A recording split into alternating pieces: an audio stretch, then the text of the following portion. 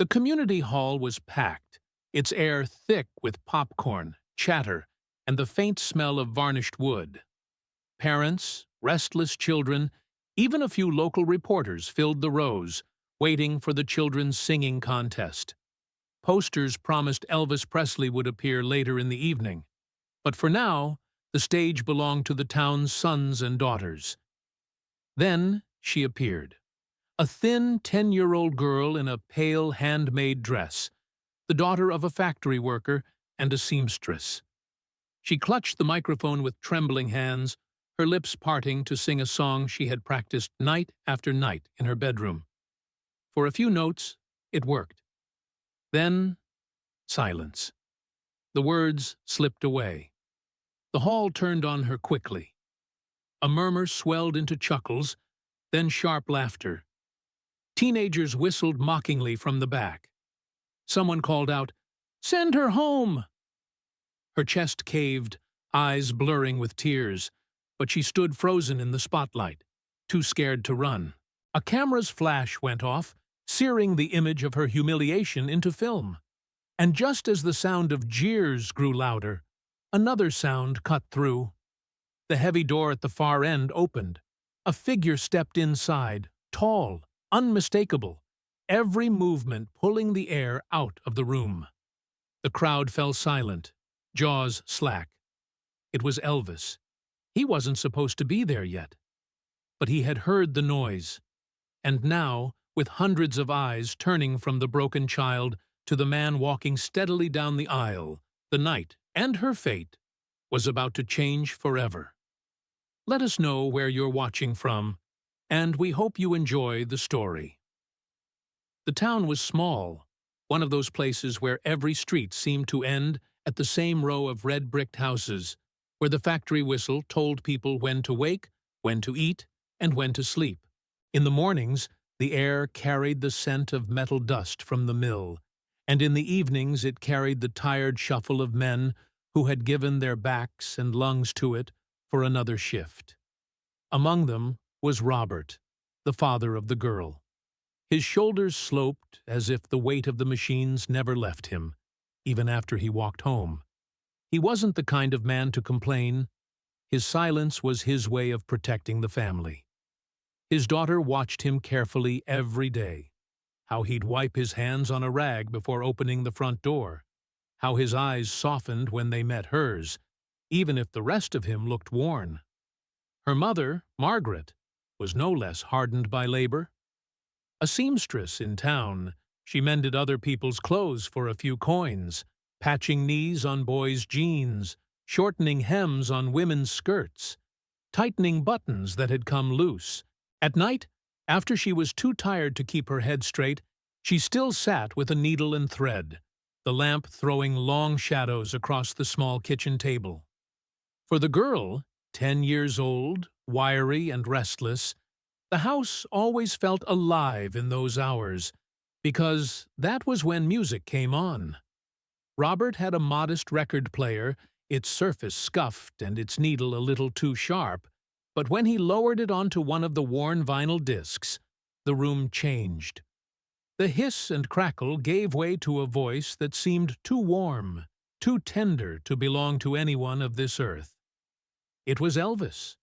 They had only a handful of his records, collected carefully over years, sometimes bartered with neighbors for days of labor. To the girl, each song felt like a window to a world that was bigger than the factory, the sewing room, or the unpaved alleys outside their door. Elvis's voice made her believe in something she couldn't yet name. Perhaps hope, perhaps escape. Her father often closed his eyes while listening, and she noticed how his lips, usually pressed in a straight line, curved into something close to a smile. She began singing along in secret. At first, it was a whisper in the corner of her room, her ear pressed to the crack under the door to catch the sound better. Then it was in front of the mirror, clutching a hairbrush as if it were a microphone. Her mother would sometimes catch her and sigh, telling her not to get carried away, but she never scolded. Deep down, Margaret knew what those songs did for her daughter. One day, word spread that a children's singing contest would take place at the town's community hall. It was to raise funds for a charity event, and the rumor that Elvis himself was expected to appear for the evening gave the whole town a restless buzz. His tours were legendary, but the idea of him stepping into their modest hall, even briefly, felt unreal. Posters appeared in shop windows, painted in bold letters. Children's Voices for Charity, special guest appearance. The girl saw one of those posters outside the bakery. She stood frozen, staring, her stomach tight. Something inside her flared with certainty. She had to be part of it. That night, she announced it at dinner. "I want to sing at the contest." Her father paused mid-bite, fork suspended in the air. He didn't say no. His eyes flickered with surprise, then with quiet pride. Her mother, however, set down her cup of tea with a sharp clink. "It's not a good idea," Margaret said. "Those places. People laugh. They don't spare children." "But Mama," the girl insisted, "I want to try. I want Dad to see me sing." The words slipped out before she realized how much weight they carried. Her father's head lifted, his brow creased. He reached across the table and squeezed her hand gently. He didn't speak, but the gesture said enough. Her mother looked at the two of them and knew she had lost the battle. She didn't argue further. Instead, she returned to her sewing table that very evening, pulling out scraps of fabric she had saved over the years. Bit by bit, she began to stitch together a dress. Simple, but made with the care only a mother's hands could offer. For days, the girl practiced. She hummed while folding laundry, whispered lyrics walking to school, mouthed words before sleep. She picked an Elvis song she knew by heart, one her father especially loved. It wasn't just about singing, it was about making her father smile again. Because only a week before, the whistle at the factory had sounded differently. Men came out with stiff faces, holding envelopes instead of lunch pails. Robert was among them. After 15 years, the factory no longer needed him. The news hung in the house like a storm cloud. The girl overheard muffled conversations at night. Her mother's anxious voice about rent, her father's heavy silence. It frightened her, but more than fear, she felt a strange determination. If she could stand on that stage, if she could sing one song for him, maybe it would lift the weight on his shoulders, if only for a moment. She didn't think about winning. She didn't think about the crowd. For her, the contest was not about glory. It was about her father's smile. And so, the child who had never stood in front of more than a classroom of restless students prepared herself for something far greater. The small town, buzzing with news of Elvis's rumored appearance, had no idea that in the midst of it all, a 10-year-old girl was dreaming the biggest dream of her life. Dreaming not of stardom, but of giving hope back to her family in the only way she knew, with her voice. The community hall smelled faintly of popcorn and varnished wood. Rows of folding chairs filled quickly, creaking under the weight of townspeople who rarely had anything this exciting to attend. Children in neat Sunday clothes paced nervously backstage, clutching sheet music or whispering rehearsed lines. The girl stood among them, her hands damp, the fabric of her new dress scratching gently against her skin. Her mother had sewn it in pale blue, the seams carefully pressed, the hemline falling just above her shoes. To the girl it felt like armor, thin but protective, stitched with the hope she refused to let go. Her father sat in the audience, somewhere in the middle rows, his expression unreadable in the dim light. She kept picturing his face, trying to imagine it softened into that rare smile. The program began. One by one, children walked to the microphone, sang nursery tunes or church hymns, bowed stiffly, then hurried away. The crowd clapped politely, but conversation hummed through the room. Many were waiting for the rumored guest who might appear later. When her name was called, her heart slammed against her ribs. Her legs felt heavier than stone, yet somehow she walked forward. The stage lights blinded her for a moment. She blinked, steadied herself, and reached the microphone. It towered over her, adjusted hastily by the stagehand, who looked distracted, already turning away. The first notes of the accompaniment floated from the upright piano in the corner. She gripped the microphone with both hands and opened her mouth. At first, the sound was steady enough, thin but pure. Her voice carried the melody, wrapping around the lyrics she had repeated in her bedroom countless times. For a heartbeat, she believed she could do it. Then, the microphone betrayed her. A sharp feedback whined through the speakers, ricocheting across the hall. The echo came back into her ears half a second late, throwing her rhythm off. She stumbled over a line, tried to correct herself, then tripped again. The words tangled. Her breath came uneven. A murmur spread through the crowd. She pressed forward, forcing the next verse, but halfway through the line her mind went blank. The lyrics, so familiar, etched into her bones, slipped away, as if someone had stolen them mid-air. Silence stretched. She stood, lips parted, searching for the next word, but nothing came. A man in the back chuckled. Another voice, sharper, called out, "Send her home!" The sound hit her like a slap. She tried again, humming a broken into the mic, but it only drew more laughter. A group of teenagers near the doors began to whistle, long, mocking notes that cut deeper than words. Her cheeks burned. She could see faces turning toward one another, amused, impatient. The applause that had greeted her name minutes earlier was gone. In its place was a low rumble of discontent. On stage, she froze. Her chest heaved, but she refused to run. Tears welled in her eyes, blurring the harsh outlines of the audience. She clutched the microphone stand as if it were the only solid thing left in the room, her body folding inward, shoulders trembling. The MC at the side of the stage stepped forward, his smile stretched thin. He clapped quickly, too loudly, trying to rescue the moment. "Let's give her a hand for trying," he began, but his words were drowned by the restless noise of the crowd. Some clapped half-heartedly. Others shook their heads. The girl stood small and broken under the light. She could not hear the piano anymore. She could not hear her own breath.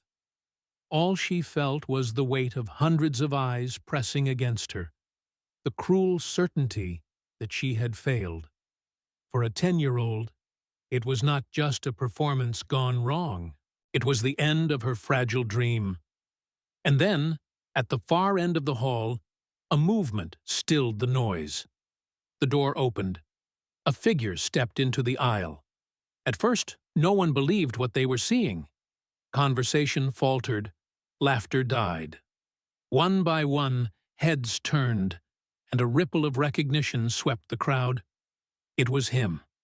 Elvis Presley, in the flesh, not on a poster, not on a record sleeve. His presence seemed to draw the air inward. Even before he spoke, the room hushed. The girl did not notice at first. She was staring at her shoes, fighting the tears she couldn't stop. But the silence, the sudden, almost reverent silence, made her lift her head.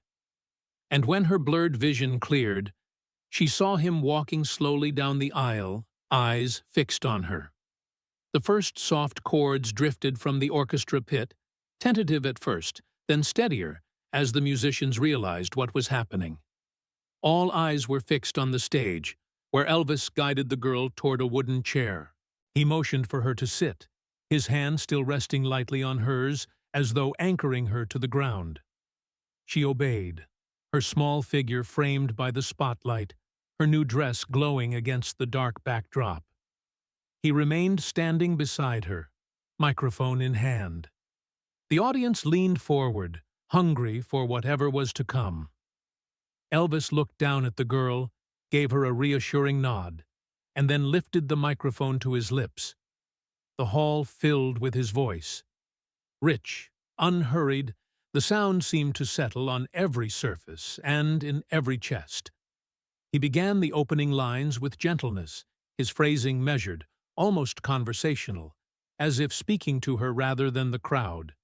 His tone carried no trace of grandeur or performance. It was intimacy projected across 1,000 ears. As he reached the end of the first verse, he crouched slightly, holding the microphone closer to her mouth. She shook her head at first, lips pressed together. The fear still clung tightly, but Elvis stayed steady, his free hand brushing her shoulder lightly, coaxing her forward. She whispered the first words, barely audible. A ripple passed through the audience, not laughter this time, but an ache of recognition. This was a child, frightened yet determined, standing again after humiliation. Elvis responded instantly, lowering his voice so it became a hushed harmony beneath hers. He didn't overpower. He carved space for her sound, creating a net to catch her whenever she faltered. The orchestra followed his cue, softening until only the faint brush of strings and piano framed the fragile duet. Her voice, at first no more than a tremor, began to steady. She clung to the melody like a rope. Each line she managed seemed to add strength to the next. Elvis filled the gaps with his own warmth, his phrasing stretching to shield her when she stumbled. The song became less about technical perfection and more about resilience shared between two people.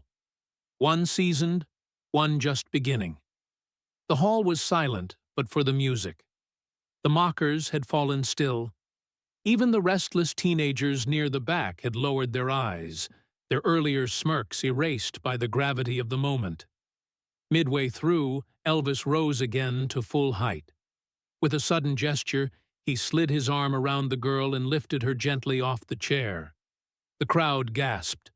Holding her carefully in one arm, he turned to face the orchestra. "Play it," he said, voice ringing with command, "like she's the queen tonight." The musicians responded at once, their playing swelling with newfound vigor. The strings soared, the brass entered with bold lines, and the percussion gave the rhythm a pulse that made the walls vibrate. It was no longer a children's contest. It had transformed into a full-scale concert, with the girl at its center. She looked out at the sea of faces, eyes wide. For the first time that evening, she wasn't just surviving the stage, she was part of it. The sound around her was immense, yet Elvis kept her grounded, adjusting his phrasing so her small voice still carried. Every time she wavered, he leaned closer, adding strength without stealing the spotlight.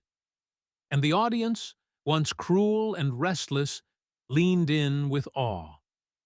Where moments before they had demanded her failure, now they hung on every note, every flicker of courage. Applause began to rise even before the verse ended, gentle at first, then louder with each phrase. The girl's tears still clung to her cheeks, but her expression had shifted. Fear was giving way to something else. Belief, maybe, or the first fragile taste of triumph. And Elvis, with every note he sang beside her, made sure the hall saw it too. What had begun as ridicule was becoming something very different. A shared moment of redemption, held in music, impossible to ignore. Every step he took down the narrow aisle seemed to shift the air. Conversations ceased entirely. People who had moments ago been smirking or calling out fell silent, as though shame had been poured into the room. The only sound was the soft shuffle of his boots against the wooden floor. Elvis Presley had not been expected on stage yet. He was supposed to be waiting backstage, making a brief appearance after the contest. but he had heard enough. From behind the curtain, the cruel laughter had reached him, cutting sharper than any critic's review. He had risen from his chair without a word and walked straight into the hall. Those who sat nearest to him caught the first glimpse, the glint of his belt buckle, the familiar dark sweep of his hair, the unmistakable presence that no photograph ever truly captured. Gasps rose like sparks through dry grass. The girl on stage stood motionless, her small figure dwarfed by the microphone stand. She saw him clearly now, the way his head tilted slightly as he regarded her, not with anger, but with something weightier. Disappointment in the crowd. Compassion for her. His eyes locked on hers, steadying her trembling. By the time he reached the front row, the hall was so quiet that the creak of the wooden step beneath his weight sounded thunderous. He climbed onto the stage without ceremony, as if it were the most natural thing in the world. No fanfare, no announcement. Just presence. The MC backed away instantly, his words dying in his throat. The pianist sat frozen, hands suspended above the keys, all attention fixed on the man who now stood beside the child. Elvis didn't take the microphone at once. He crouched slightly so his face was closer to hers. She was still crying, her tears leaving damp trails down her cheeks. He leaned in, speaking softly, his voice too low for anyone else to hear. Whatever he said, it made her grip the microphone a little tighter and straighten her posture by a fraction. Then he stood and reached for the microphone. His voice rang clear, calm, but firm enough to cut through the silence. "If any one of you," he said slowly, scanning the rows of adults and teenagers, "sang better than she did when you were 10 years old, then come on up. Right now." No one moved. His words hung in the stillness, sharper than rebuke, heavier than applause. A few people shifted uneasily in their seats, ashamed. Elvis let the pause stretch just long enough for the weight of it to sink in.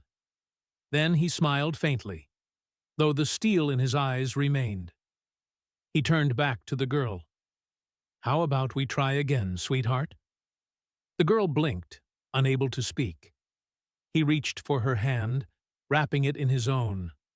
The size difference made her fingers vanish within his, but the gesture steadied her. To the shock of the hall, Elvis didn't choose a simple tune. He nodded to the orchestra leader, signaling for a song no child would be expected to attempt. A ballad that demanded control, emotion, and courage. Some in the audience raised their brows. Others leaned forward, almost disbelieving. He wanted to show them that the girl didn't need pity. She needed respect.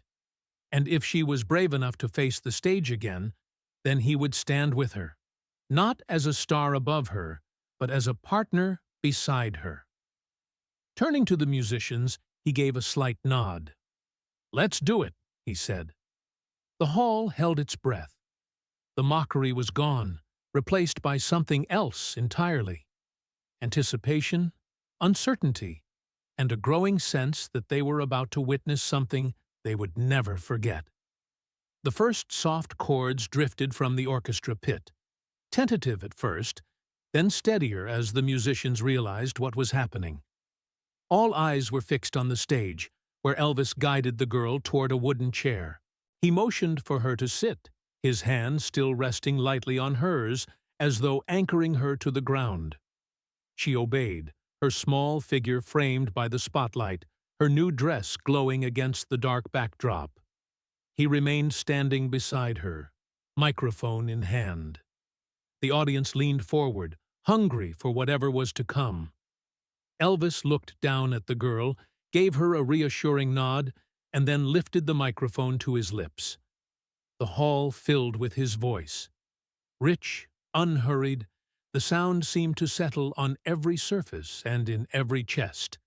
He began the opening lines with gentleness, his phrasing measured, almost conversational, as if speaking to her rather than the crowd. His tone carried no trace of grandeur or performance. It was intimacy projected across 1,000 ears. As he reached the end of the first verse, he crouched slightly, holding the microphone closer to her mouth. She shook her head at first, lips pressed together. The fear still clung tightly, but Elvis stayed steady, his free hand brushing her shoulder lightly, coaxing her forward. She whispered the first words, barely audible.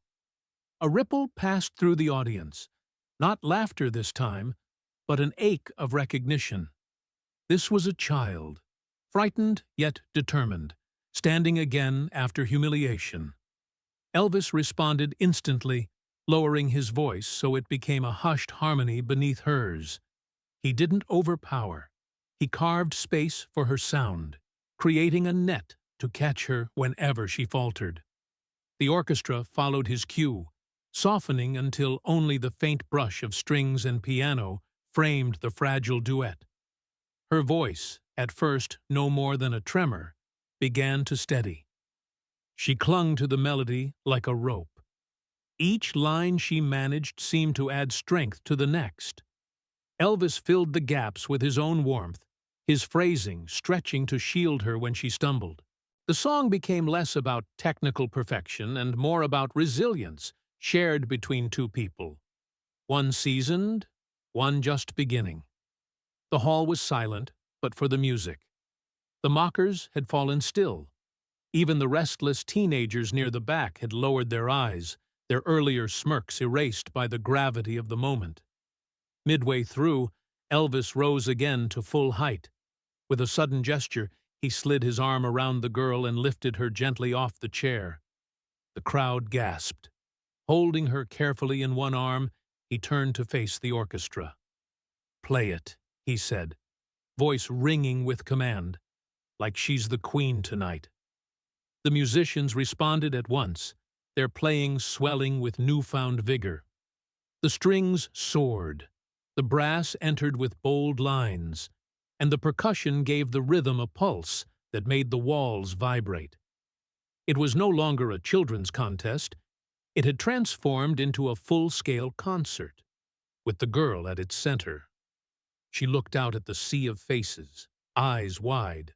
For the first time that evening, she wasn't just surviving the stage.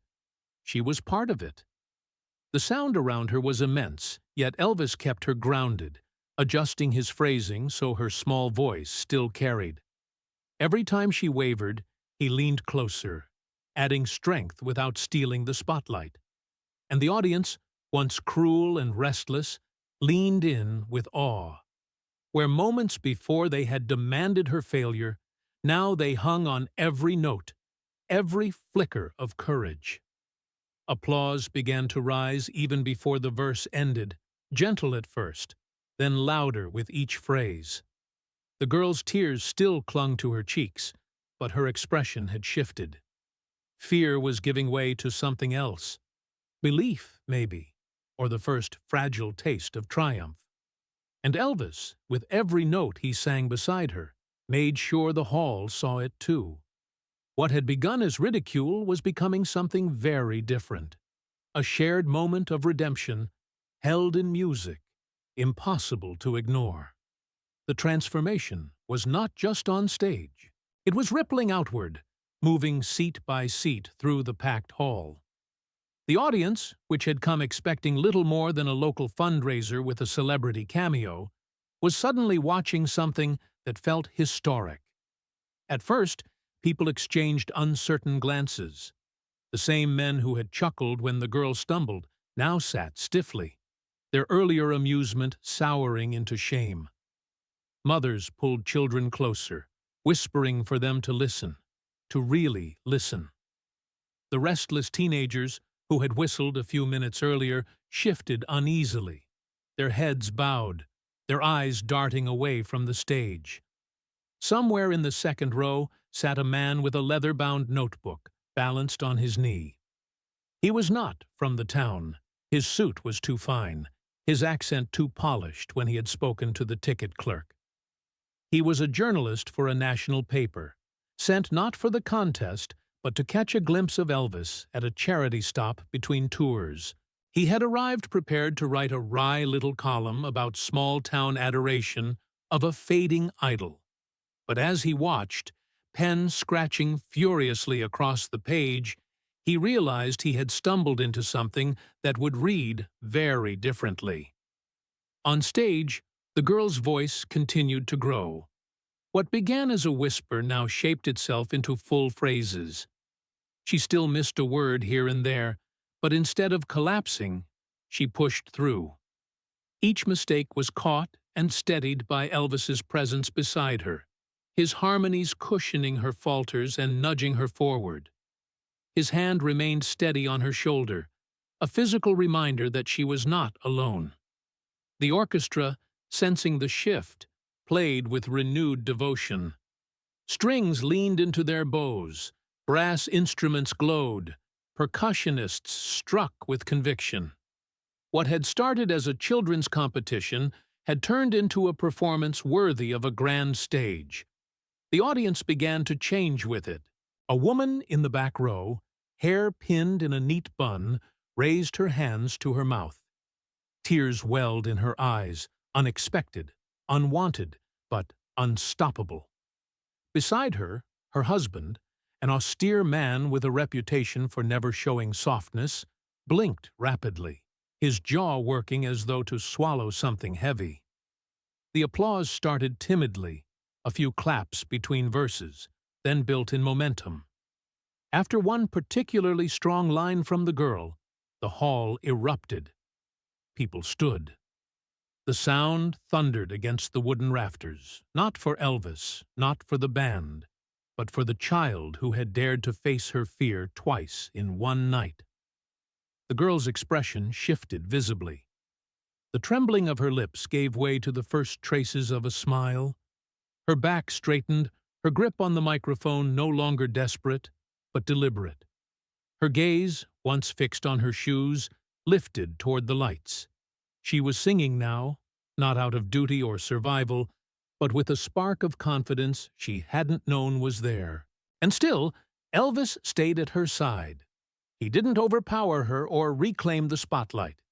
He lent just enough of his voice to make the performance whole, then pulled back whenever she grew stronger. His mastery was not in dominating the stage, but in shaping it so that she could step into it fully. The reporter scribbled faster, his notes turning from detached observations into something more urgent. This is not a performance. This is revelation. Around him, people were no longer whispering. They were transfixed, hands pressed to their chests, some openly sobbing. A woman near the front wiped her eyes with the edge of her shawl. A man behind her muttered something about his own daughter, and then fell silent, unable to finish. The shift was complete. A room that had moments before been cruel, mocking, even hostile was now humbled. Strangers who had laughed together were united in awe. What had begun as a humiliation was unfolding into one of the most moving scenes they would ever witness. And for the girl, still clutching the microphone with small fingers, it was the moment when the world stopped seeing her as a child who had failed. They were beginning to see her as someone who had stood back up. As the song pressed toward its middle stretch, Elvis slowed the tempo with a subtle gesture to the conductor. The orchestra softened to a murmur, strings hovering like breath held in suspense. He turned to the girl, microphone angled between them, and lowered his voice so only she and the first rows could clearly hear. "You know why I've sung this one for so many years?" he asked gently, pausing just enough for the words to carry. "Because it reminds me that strength isn't how loud you are. It's how much heart you can hold inside." He glanced toward the crowd, then back to her. "And you, little one, have more heart tonight than this whole room combined." The audience erupted. The sound of applause was immediate, rising like a storm. Men who had spent a lifetime avoiding sentiment clapped until their palms stung. Women called out, some with tears already streaking their faces. The girl, flushed and wide-eyed, froze in the middle of the ovation. Elvis steadied her with a nod. "Go on," he whispered. And she did. The next verse came from her alone, her small voice pushed forward with conviction it had never known. The microphone no longer felt like a weapon turned against her. It became her ally.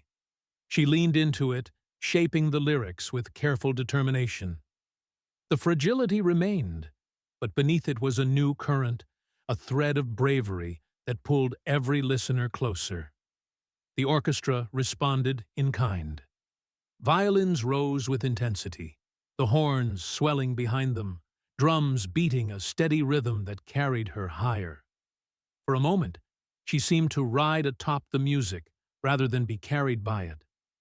Elvis slipped into harmony, weaving his baritone just beneath her melody, lifting her tone without overshadowing it. His restraint was extraordinary. A performer known for commanding arenas now bent his presence to amplify a child's voice. Every instinct that made him a star, timing, phrasing, control, he devoted not to himself, but to her. By the time they neared the song's final section, the audience was already on its feet. The sound of chairs scraping, feet stamping, hands clapping in rhythm filled the hall. The wooden beams overhead shook with the weight of the moment. And then Elvis made his boldest move. He raised a hand to the orchestra, halting them just before the final refrain. The silence that followed was electric. He turned to the girl, placed the microphone directly in her hands, and stepped back a pace. His meaning was clear. "This ending belongs to you." Gasps swept the hall. For a heartbeat, she looked stricken, as though the weight of 1,000 eyes might crush her once more. But then something shifted. She glanced toward her parents in the crowd, her mother clasping her hands tightly, her father leaning forward with tears threatening to spill. And she drew a breath. The final line came out not tentative, not whispered, but clear and ringing. It was not the voice of a professional singer, not technically perfect, but it was raw, unshaken by fear. It was the sound of a child refusing to be silenced. The instant the last word left her lips, the hall exploded. Applause surged like a wave breaking against a shore, echoing off the rafters, rolling in layer after layer. People cheered, shouted, stomped their feet. Some cried openly, their faces tilted upward toward the stage. Others simply stood frozen, hands pressed over their mouths, unable to believe what they had witnessed. Elvis stepped forward again, but not to reclaim the spotlight. He raised his arm gently toward her, as though presenting her to the world. His smile was not the grin of a performer basking in triumph. It was the quiet pride of a man who had just seen courage take root.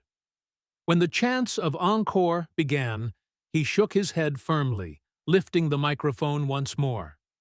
"You've already heard the best performance tonight," he said, his voice booming over the crowd.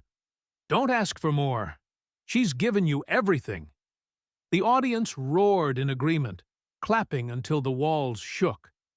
And the girl, who only minutes earlier had been standing in tears, now stood at the center of thunderous ovation, holding the microphone with steady hands, her heart beating faster than the drums of the orchestra. It was her moment. When the last echo of the orchestra faded, the hall did not immediately settle. Applause thundered on, hands striking together until palms burned, people standing shoulder to shoulder, as if unwilling to let the moment end. The sound had a rawness to it, less like a polite ovation and more like a release, a collective acknowledgement that they had been changed. The girl stood frozen in the center of the stage. The microphone trembled slightly in her grip, not from fear, but from the sheer flood of sensation coursing through her. She was bathed in light, her small figure haloed by the beams of the stage lamps. Yet she no longer shrank beneath them. Her cheeks were still wet with tears, but her eyes were bright now, wide open, trying to drink in every face before her. Elvis remained a step behind, watching her with a quiet satisfaction. He made no move to step forward, no gesture to reclaim the spotlight. He knew the audience's focus belonged to her, and he let it remain there. He simply folded his arms lightly across his chest, letting his presence be a shield rather than a shadow. The MC, who had moments earlier tried to rescue the performance, now stood useless at the edge of the stage. His cue cards dangled limply in his hands. The program was broken beyond repair. This was no longer a contest. The evening had taken on a life of its own, and everyone knew it. Gradually, the ovation softened. The clapping fell to a hush, then to a silence so deep it rang in the ears. The audience leaned forward collectively, waiting. Even the restless children, fidgeting minutes earlier, now sat still, caught in the spell of the moment. Elvis stepped toward the girl. He bent close enough that his words carried easily into the microphone, but remained directed at her. His voice was calm, steady, intimate. "You know," he said, "the first time I ever stood on a stage, I shook so badly I thought my knees would give out. I forgot words, too. I wanted the ground to swallow me up. And you know what? No one picked me up. No one reminded me I could keep going." The hall remained utterly still. Every listener clung to each syllable, sensing they were hearing not the rehearsed words of a star, but the unguarded memory of a man who understood failure. He placed a hand gently on the girl's shoulder. "But you, tonight, you showed more courage than I ever did at your age. You didn't run, you stayed. And now you've given us something greater than any song." A murmur passed through the hall, not of words, but of emotion. The collective intake of breath, the shifting of bodies, overwhelmed. Then Elvis straightened, lifting the microphone toward the crowd. His next words were firm, spoken not as a performer, but as a declaration. "This young lady will sit in the front row tonight. She is my guest of honor. And when this show is done, she and her family will join me for supper." The reaction was instantaneous. Cheers erupted, louder than before, mingled with whistles and cries of approval. People clapped until they could no longer feel their hands. Some turned toward the girl's parents, who were caught in their own storm of emotion.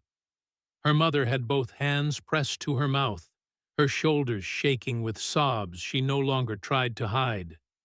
Her father, who had not smiled in days, stood tall in the middle of the crowd, tears cutting silent lines down his face. His pride was plain for all to see. The girl herself swayed slightly under the weight of it all. She lowered the microphone at last, her small chest heaving with quick breaths. Elvis leaned down, steadying her again, whispering something the audience could not hear. Whatever it was, it made her eyes widen with a mixture of disbelief and joy. For several long moments, the hall remained suspended between noise and silence, between awe and relief. It was as if no one dared to move too quickly, afraid of breaking the fragile magic that had been born there. And on stage, framed in the harsh glow of the lights, a child who had begun the evening in humiliation now stood as a symbol of something far larger. The courage to rise after being broken, and the power of a man who refused to let her fall alone. The hall eventually emptied, though it took far longer than anyone expected. People lingered outside the doors, reluctant to let go of the story they had just witnessed. Inside, stagehands moved slowly, their usual chatter subdued, as if they too were unwilling to disturb the echo of what had happened. Backstage, the atmosphere was transformed from spectacle to something almost homelike. The harsh lights of the hall gave way to softer lamps, their glow warming the cramped dressing room. A folding table had been laid with paper cups of cola, steaming mugs of coffee, and a few plates of sandwiches. The scent of bread and fresh fruit filled the air, mingling with the faint tang of stage makeup and hairspray. The girl sat between her parents, still in the pale blue dress her mother had sewn. It was wrinkled now, damp with sweat and tears, but she wore it like a crown. She clutched the hem with both hands, unable to stop smiling, despite the exhaustion pulling at her eyes. Her mother brushed damp strands of hair from her forehead. Her father sat close, straighter than usual, as if something inside him had been restored. Then the door opened, and Elvis entered without fanfare. He carried himself with a relaxed ease, no trace of the commanding presence he had shown on stage. Here he was simply a man, tall, tired, but smiling warmly. The family scrambled to their feet, but he waved them back down. "Sit, sit," he said, his voice low, friendly. "We've all had enough standing tonight." He pulled a chair close and sat across from the girl, resting his forearms on his knees. For a long moment, he just looked at her, as though making sure she was real. Then he grinned. "You've got some steel in you. I don't think I've ever seen anyone braver up there." The girl blushed deeply, lowering her gaze, but she couldn't hide the small, shy smile tugging at her lips. Conversation unfolded gently after that. Elvis asked her about school, what she liked to read, whether she had friends who sang with her. She answered in short bursts, her voice still timid, but each reply seemed to loosen her shoulders a little more. He laughed easily, telling small stories about his own childhood in Tupelo, about the tiny house, the times he sang in church, the feeling of wanting something bigger without knowing how to reach it. Her parents listened in silence at first, both overwhelmed by the strangeness of sitting across from the most famous man in America. But as the minutes passed, the room grew more natural.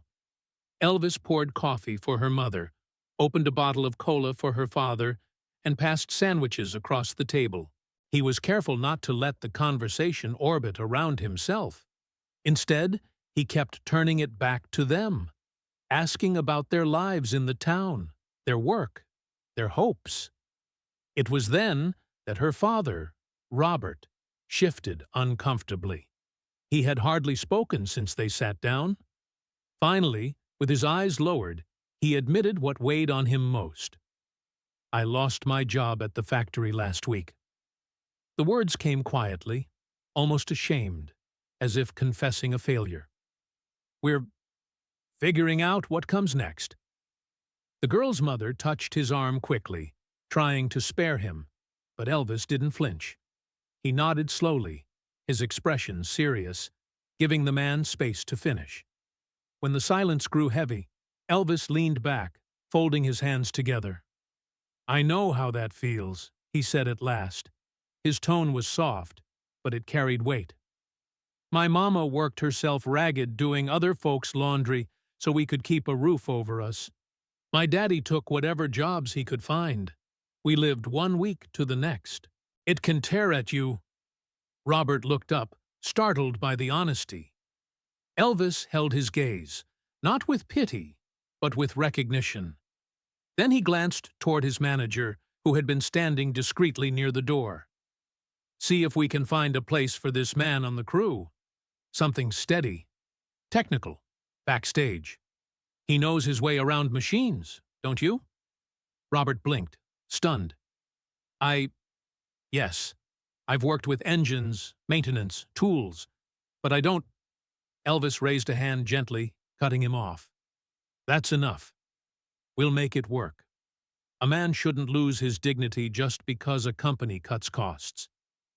The room fell silent again, but this time it was a silence thick with gratitude. Robert swallowed hard, his voice failing him. His wife pressed her lips together, tears slipping down her cheeks. The girl, not fully grasping the weight of what had just been offered, only felt that something extraordinary was unfolding. Elvis leaned back with a small smile. "You know what this means?" he asked, looking at the girl. "It means your voice did more than sing tonight. It opened a door. Don't you forget that." The girl stared at him, wide-eyed, finally understanding that her moment on stage had changed more than just her own story. The room grew warmer then, filled with laughter and lighter conversation. They shared sandwiches, sipped drinks, and for an hour it felt less like meeting a legend and more like sitting with a kind neighbor who understood struggle. Elvis teased the girl gently, asked her to promise she'd keep singing, and listened earnestly when she whispered that she would. When the evening finally wound down and they prepared to leave, Elvis stood and placed a hand on Robert's shoulder, another on the girl's head. "You're family now," he said simply. And for that small family, bruised by hardship but lifted by one extraordinary night, it felt truer than anything they had ever heard. Morning came quickly, but the glow of the night had not dimmed. By sunrise, word of what had happened inside the community hall was already circling through town. At the diner, at the gas station, in the line outside the post office, people spoke of little else. They described it not as a performance, but as a miracle. How a child who had nearly been crushed by shame was lifted into triumph by Elvis himself. The local paper printed its story first. The headline was simple but arresting. "Elvis stops show to defend little girl." A grainy photograph accompanied the article, showing the child in her blue dress, standing beside him under the lights. The picture captured her wide eyes and damp cheeks, but also the steadiness of his hand resting on her shoulder. To the townspeople, that single image felt like proof that greatness could touch even the smallest places. Yet the greater impact came days later, when a larger paper carried the story nationwide. The reporter who had sat scribbling in the second row had filed his account to his editors in New York, and it ran under the bold headline, "The King Shares His Stage." Within hours, radios across the country were buzzing with commentary. Hosts marveled not at the fame of Elvis, but at the humility he had shown. Callers phoned in to say they cried just hearing the broadcast. For the girl, the world became both strange and wonderful. Neighbors stopped her on the street, patting her shoulder, telling her they were proud. Teachers at her school asked her to retell the story, though she never found the right words to capture what it felt like to stand there. Her mother carefully folded the blue dress and placed it in a box, whispering that it should never be worn again, for it belonged to history now. Her father, too, changed in those days. The heaviness that had hung over him after losing his job seemed to lift. Elvis's promise of work had not been empty. Within a week, Robert was helping load equipment and handle repairs for a regional stop on the tour. The wages were steady, the work honest, and more than that, he carried a sense of pride he had not known in years. But the deepest shift was not in work or recognition. It was in memory. For the girl, that night became the compass by which she navigated every hardship that followed. Whenever she faltered in school, whenever cruel voices rose against her, she remembered the stage, the weight of the microphone, and the moment when Elvis stepped beside her and told the world she was worthy. Years turned into decades, and the story traveled with her. She kept the dress, neatly folded, tucked safely in her closet. She showed it once to her own children, telling them the tale not as a boast, but as a lesson. "I sang with Elvis," she said, "but more important, he taught me that courage is standing when you want to run." After Elvis's passing in 1977, the story resurfaced in tributes and remembrances. Those who had been in the hall spoke of it again, their voices catching as they described how the room had shifted from mockery to reverence. For them, it was a defining memory, not of a star's fame, but of his humanity. And so the night lived on, not as a footnote in a career of glittering performances, but as a reminder of what made Elvis beloved beyond the music. His instinct to protect, to lift, to turn a moment of cruelty into one of grace. The girl, now a woman, often thought back to the exact words he left her with, spoken in the quiet, after applause. They were simple, but they carried a weight that never faded. No one is perfect, but the greatest strength is in lifting someone else when they stumble. She carried those words like a talisman, repeating them to herself in dark times, sharing them with others when they needed hope. And if you listen closely, even now, you can almost hear the applause that night, a hall full of voices rising not for perfection, but for the courage of a child and the kindness of a man who chose to stand beside her.